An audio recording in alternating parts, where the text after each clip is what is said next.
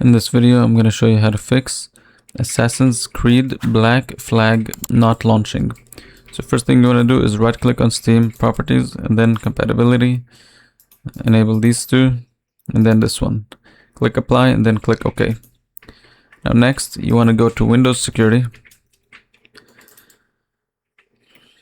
Here you'll see Virus and Threat Protection. Go to Manage Settings and try to disable this option, and try to actually disable all of these options, like turn them off, and see if this fixes the error. And if it does, you can maybe like enable some of them back. So this could be because of Windows Security is disabling it and flagging it for being a threat. So you can actually check if it's being flagged by going to Protection History, and you will see the game here. And you can restore it by going here and clicking Restore.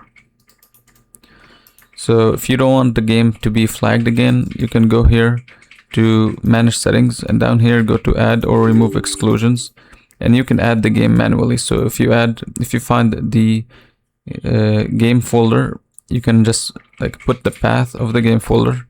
You will right click and then open file location, and you will put the path of the installed game folder, and then you will be able to add it here, so it no longer gets blocked by Windows Security. So let's say this doesn't work, then you might have to update your device, your display adapters. So if you go to display adapters here, just make sure you check if there's any updates. Make sure you are always on the latest version. And you can also do this update of the driver by going to the software for NVIDIA. So if you have NVIDIA or AMD, you can have like a software for it that will always check for an update for you. And once this is done, try to restart your computer and this should fix it.